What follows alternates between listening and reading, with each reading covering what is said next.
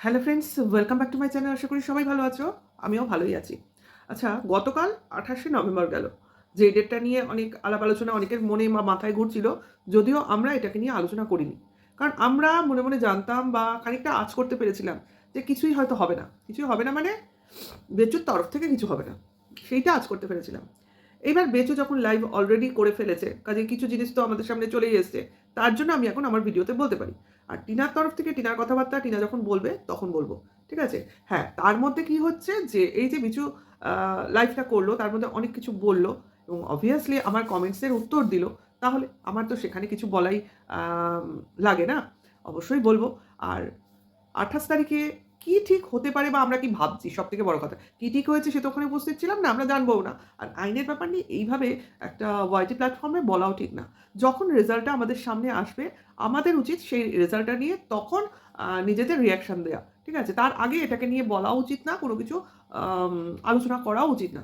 যেটা হবে সেটা দেখতেই পাবো, তাই না? আমরা তো আর না দেখে থাকবো না। কেউ না কেউ দেখবই এবং এটা যখন ওয়াইটিতে ঘটেছে তখন এর রেজাল্টটা আমরা ঠিকই জানবো। এক না একদিন এটা শেষ হবে।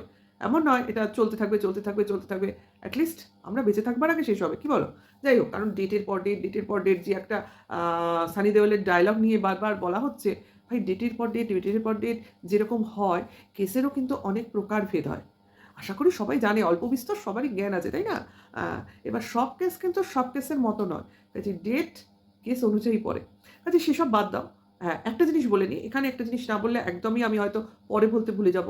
কেসের টিনার কেসটা যেটা আর কাস্টাডি কেস, এই যে দুটো জিনিস অনেকেই ক্লিয়ার করছে। আমার তরফ থেকেও আমি ক্লিয়ার করছি। এই যে টিনা কেসটা করেছে সে যে কেসই হোক, সেই কেসে কিন্তু ডেটটা খুব তাড়াতাড়ি পাওয়া যায়। তোমরা দেখলে আগের মাসে একটা ডেট ছিল, নেক্সট এই মাসে আরেকটা ডেট পাওয়া গেল এবং খুব তাড়াতাড়ি আরেকটা ডেটও পাওয়া যাবে। এবং এই যে ডেট পাওয়াটা কিন্তু অনেক দিন বাদে, বাদে আসছে না। কিন্তু কিছু কেস আছে জানবে যেগুলো কিন্তু অনেক দিন পর, পর ১ মাস, ২ মাস, ৩ মাস পরে, পরেও ডেট পড়ে। ঠিক আছে? এরকম অনেক কেস আছে। সেসব তো আমরা সবকিছু বলতে পারি না, তাই না? এটা তো আর কেস নিয়ে ব্লগিং না। কাজেই এরকম হয় মানে অনেক লেন্দি চলে। তো সেইরকম একটা লেন্দি কেসের নাম হচ্ছে কাস্টাডি কেস। যেটা নিয়ে মানুষ মানে বহুদিন মানে কি বলবো? চায়ের কাপে, ডিনারে, লাঞ্চে আলোচনার বিষয়বস্তু করে তুলতে পারে এবং দিনের পর দিন, মাসের পর মাস, বছরের পর বছর চলতে পারে। তো সেইরকম একটা কেস হচ্ছে কাস্টাডি কেস যেটা কিনা লেন্দি। তো এই যে সবাই বলে না যে, "টিনা কেন কাস্টাডি কেস করেনি? তাহলে তো বাচ্চা পাওয়ার কোনো মানে তিলমাত্র কোনো আশা নেই ইত্যাদি, ইত্যাদি। মানে কাস্টাডি কেস করলে এটা খুব লেন্দি চলে। আর টিনার উকিল বা লিগ্যাল টিম এটা খুব ভালো জানে এবং এই ব্যাপারে ওরা ওকে মানে ঠিক আ কি বলে সাজেশন দিয়েছে যে, "এই পথে চলতে গেলে তোমার অনেক দিন লেগে যাবে, লেন্দি প্রসেস এবং হয়তো কি বলে কিনা তোমার কেসের পেছনে সময় যাবে, হেডেক যাবে, পয়সা যাবে। কাজেই যেটা করলে তুমি অল্প সময়ে কিছু হলেও একটু কিছু ইফেক্ট পেতে পারো, সেই কেসটা করে তুমি দেখতে পারো।" সেটা কি সেটা টিনা জানে, টিনার লিগ্যাল টিম জানে, আমাদের জানার দরকার নেই। তবে এইটাতে আমরা দেখতে পাচ্ছি যে জিনিসটা চলছে, তাতে কিন্তু টাইম খুব শর্ট টাইমের মধ্যে পাওয়া যাচ্ছে। তাহলে আমরা বলতে পারি যে এই যে একটা ডেট পাওয়া যাচ্ছে খুব তাড়াতাড়ি, খুব তাড়াতাড়ি দেখছো না? ২ সপ্তাহ, ৪ সপ্তাহের মধ্যে একটা করে ডেট পাওয়া যাচ্ছে। তো সেইটা কিন্তু আমার মনে হচ্ছে খুব লেন্দি হবে না। এটা মানে আমার বলে না একটা জেনারেল নলেজ বা একটা ইনার সেন্স থেকে বলছি। না কেউ মানে কোনো পড়াশোনার ভিতর বা গোপন সূত্রে খবর সেগুলো নয়। এটা জাস্ট একটা অনুমান। দেখে, দেখে বোঝা যায়, তাই না? হুট করে তো বলছি না, অনেকদিন ধরে চলছে, দেখছি, বুঝছি, তারপর বলছি। তো সেরকমই ব্যাপার। সময়, সুযোগ, ডেট, ক্ষণ বুঝেই ডেট পড়ে এবং আবারও একটা ডেট পড়বে খুব তাড়াতাড়ি। তো সেই ডেটটায় আবার দেখা যাক কি হয়। কারণ এই ডেটটা তো সময় চেয়েই কেটে গেল। তাই তো হবে, তাই না? কারণ যেখানে যে জিনিসটা হওয়ার কথা ছিল, অর্থাৎ ছেলেকে দেখবে তার মা। হ্যাঁ, না এটা কখনো ছেলেকে বাড়ি নিয়ে যাওয়ার কেস ছিল না। ঠিক আছে? ছেলেকে তার মা দেখবে বা মা ছেলেকে দেখবে। এই একটা মানে তোমার ভিজিটিং এর একটা ব্যাপার ছিল। তো সেইটাতে বাদ সাধছিল তার বাড়ির মানে তার শ্বশুরবাড়ির লোকজন। তাদের নিশ্চয়ই কোনো কারণ দেখিয়েছে এবং সেই কারণের বশবর্তী হয়েই আ তারা নিশ্চয়ই কোর্টে উপস্থিত হয়নি। তাহলে সেক্ষেত্রে কি কারণ দেখাতে পারে? কারণ দেখো অন্য কোনো কারণ যদি হতো তাহলে ছেলের বাবা নিশ্চয়ই কোর্টে উপস্থিত থাকতো। কিন্তু ছেলের বাবা যখন দেখলাম কোর্টে উপস্থিত না থেকে শুধুমাত্র ছেলেকে নিয়ে ছাদে দাঁড়িয়ে রিলস করে সেটা পাবলিশ করছে, তখন ধরেই নিতে হবে যে এমন কোনো জিনিস যেটার মানে যেটার জন্য কোর্টে যায়নি। তা কি বলে তোমাদের মনে হচ্ছে? তোমাদের কোন জিনিসটা বলে মনে হচ্ছে? তো আমার এখানেই মনে হচ্ছে হয়তোবা এই যে দেখতে পাচ্ছিলাম না কদিন ধরে ছেলে অসুস্থ, শুয়ে পড়ছে, কিছু খাচ্ছে না, মুখে রুচি নেই, আ এই মোমো বানিয়ে খাওয়াচ্ছে, এই গরম জামাকাপড় পরাচ্ছে। দুদিন আগে মোজা কিনে আনা হয়েছিল, একটু খেয়াল করে দেখো। ৩-৪ রকম মোজা। হ্যাঁ, শীতের শুরুতে সব বাচ্চার জন্যই কিনে, সেটা কথা না। এই যে কেনাকাটি যাই হোক, কম্বল-টম্বল তো কিনেছে, তার সঙ্গে মোজাও কিনেছে, সেটা কথা না। কিন্তু এই যে ঠান্ডা লাগলো, একটা শরীর খারাপ হলো, বাচ্চাটা শুয়ে রয়েছে, অসুস্থ। তো আমার মনে হয় এটাই হয়তো কারণ হিসেবে দেখিয়েছে যে ছেলে অসুস্থ, সেই জন্য হয়তো এই ভিজিটিংটা হলো না। হতেও পারে। কারণ আমার তো এটাই মনে হচ্ছে। আর অন্য কোনো কারণ হলে বেচু নিশ্চয়ই নিজে কোর্টে হাজির থাকতো। কাজেই সে যখন যায়নি, বাচ্চা নিয়ে বাড়ি বসে রয়েছে, তখন এটাই কারণ যে ছেলে একমাত্র অসুস্থ হলেই বাবা ছেলেকে ছেড়ে বাড়ি থেকে বেরোয়নি, ছেলের সঙ্গেই রয়েছে, ছেলের সঙ্গ দিচ্ছে এবং ছেলের কেয়ার নিচ্ছে। তো আমার এটাই মনে হচ্ছে, হতেই পারে এই কারণটাই দেখিয়েছে। ভবিষ্যতে দেখা যাক, টিনা বলে না কারোর তরফ থেকে এটা আসে, বেচুর মুখ দিয়ে অবশ্যই বেরোয়নি। বেচুর উকিল গেছে, বেচু বলেছে। বেচুর উকিল কোর্টে গেছিল এবং গিয়ে তার হয়ে কাজকর্ম করে এসছে। তারপরে এর পরবর্তী কী হবে না হবে সেটা পরবর্তীকালে বেচু জানবে এবং বেচুর মতো করে আ খবর পাবে। মানে নেক্সট ডেট হবে কি হবে না, কেস খারিজ হয়ে যাবে কি হবে না। আচ্ছা, এই জায়গাটায় যখন বেচু বলল না, তা আমার তখনই কানে খটকা লাগলো। এই কেস খারিজ হয়ে যাওয়ার কথাটা কিন্তু সেই ২৪শে অক্টোবর থেকে আমরা শুনছি।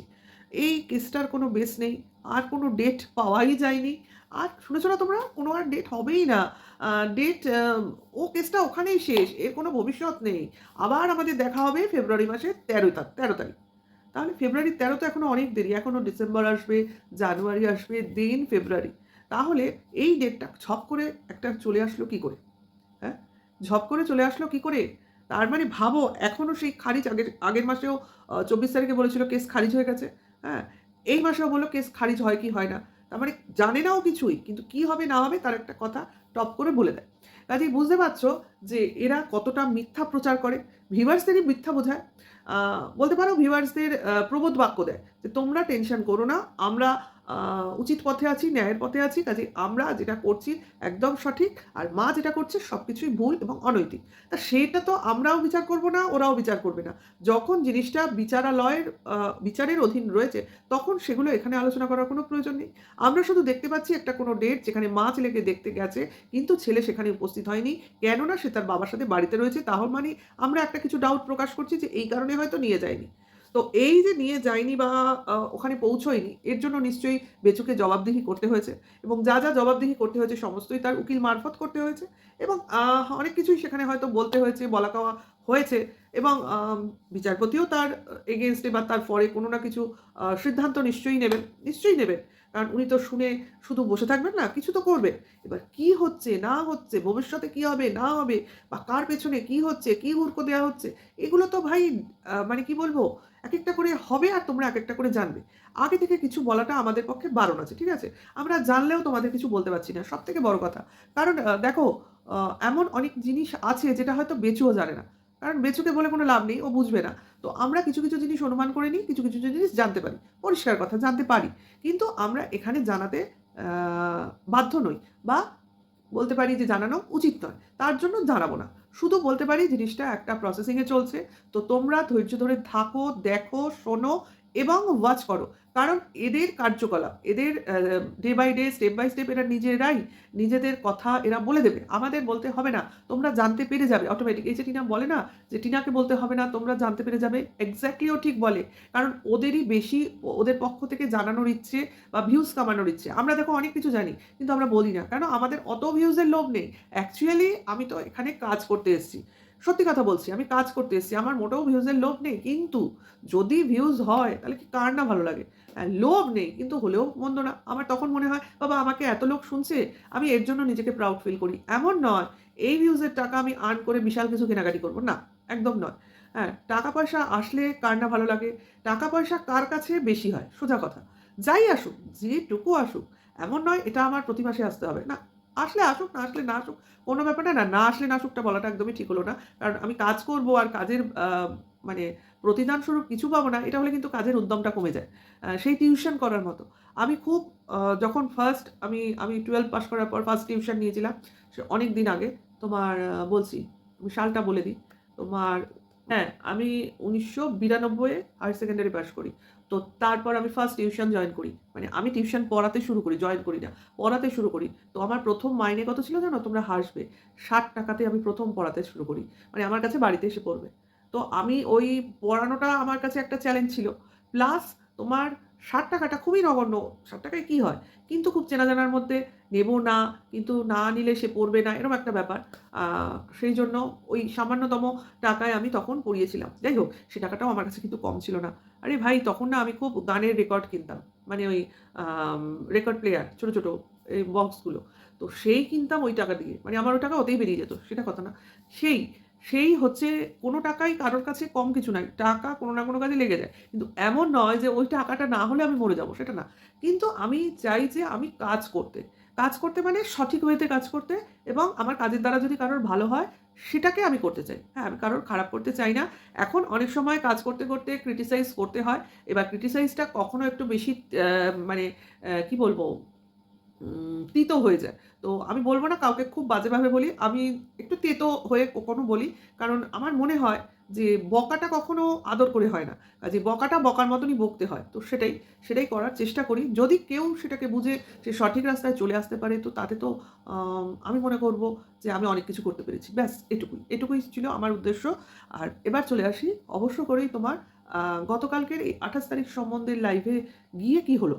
তা গিয়ে কি হলো, মানে আমি তো বেচুর লাইভে থাকবোই। মানে আমি সব লাইভ অ্যাটেন্ড করি। আমার চেনা পরিচিত মোটামুটি প্রত্যেকের লাইভ আমি অ্যাটেন্ড করি। কিন্তু কমেন্টস আমি সব জায়গায় করি না। দরকার মতো করি। মানে আমি শুনি। আমি খুব ভালো শ্রোতা। কারণ আমার শুনতে ভালো লাগে। তো সেইরকম কিন্তু বেচুর লাইভে আমি শুনি কম। কেন বলো তো? কারণ ও তো বলতেই পারে না কিছু। সেইজন্য আমি সেখানে লিখি বেশি। তো লেখার মতো লিখছিলাম। তো একটা জায়গায় আমি লিখেছিলাম, বেচু খুব মা সম্বন্ধে বলছিল, "এইরকম মা, এতদিন পর ছেলের কথা মনে পড়ল। আ ছেলেকে ছেড়ে চলে গেছিল, খুব বলছে।" তো তখন আমি বলেছিলাম, "এরা কি মা?" আমি বললাম, "তাহলে তোমার মাও তো তার মেয়েকে ওই কয়েক মাসে ছেড়ে দিয়েছিল তার বাপের বাড়িতে। তাহলে তোমার মা কি করেছিল ৩ মাসের বাচ্চা ছেড়ে? তাহলে তোমার মার কি অবস্থা? মানে তোমার মার মানসিকতা কি? তাহলে তোমার মা কি মা নয়?" এরকম একটা কমেন্টস আমি করেছিলাম। তো তার উত্তর বেচু দিয়েছে। obviously দিয়েছে। সে ভুলভাল বকতে শুরু করে দিয়েছে। আমার মা আমার দিদিকে মামার বাড়িতে দিয়ে দিয়েছে, মানে আমার দিদামা এসে নিয়ে গেছে। আর দিদামা এসে চাইলো আর দিয়ে দিল। আমার কথা হচ্ছে, এত তো কমেন্টসে লেখা যায় না। তোর দিদামা এসে চাইলো যে, "তুই মেয়েকে মানুষ করতে পারছিস না, তোদের এত কাজকর্ম, তাহলে জন্ম দেওয়ার কি ছিল?" আমার প্রশ্ন তো এখানে, তোদের যদি এত খাটাখাটনি থাকবে, জন্ম দেওয়ার কি ছিল? তা জন্ম যখন দিয়েছ তখন তো তাকে পালন তোমাকেই করতে হবে। সেখানে তোমার মা এসে তোমার মেয়েকে চাইবে আর তুমি তাকে দিয়ে দেবে। তাহলে আর তোমরা কিসের বাবা-মা হলে? প্রশ্ন তো আমার এখানে। যেহেতু ওটা লাইভ ছিল, অনেক লিখিয়ে কমেন্টস করতে হয়, সেহেতু সেখানে এই প্রশ্নগুলো আর বারবার করে করা সম্ভব হয়নি। কারণ লিখতে হয় প্রচুর, তাই না? আর এটা যদি মৌখিক হতো, মানে কনভারসেশন এ Q&A টাইপের হতো, ডাইরেক্ট লাইভে কনভারসেশন হচ্ছে, লাইভে জিজ্ঞাসাবাদ চলছে, তো সেটা আরো বেশি ভালো হতো। মানে আরো কোয়েশ্চেন আসতো তীক্ষ্ণ গতিতে। কিন্তু এই লিখে, লিখে জিনিসটা কিন্তু এত মানে তাড়াতাড়ি করা যায় না। তো এই প্রশ্নগুলো তো আমার মনে ছিলই। তার মেয়ে, কেউ এসে চাইবে, সে আমার মাই হোক, বাবাই হোক বা যেই হোক, আমি তাকে দিয়ে দেবো। সেটাও যদি দিই, তার কারণ দেখাচ্ছে, গ্রামে অনেক অসুবিধা, দিদি বাপের বাড়িতে, এইসব গল্প তোমরা অনেক শুনেছ, সেখানে গেছে, তাই তো এরম লাইভ পেয়েছে, এরম জায়গায় গেছে। আমি অনেক কষ্ট করেছি, মানে বেচু অনেক কষ্ট করেছে। তো আমি তখন এটাই বলেছি, "তাহলে তোমার ছেলেকে কেন এখানে রেখে দিয়েছ? তাকেও তো ছেড়ে দাও তার মামার বাড়িতে। সেও মামার বাড়িতে গিয়ে তার পিসির মতোই বড় একটা কিছু হয়ে যাক।" ঠিক কি না বলো? কারণ এখানে থাকলে তোমার দিদি তো ভালো থাকতো না। তুমি নিজে মুখেই স্বীকার করলে। আর তুমিও নিজে ভালো ছিলে না, অনেক কষ্ট করেছ, তুমি নিজে মুখে স্বীকার করছো। তাহলে কেন তোমার ছেলেকে আটকে রেখেছো?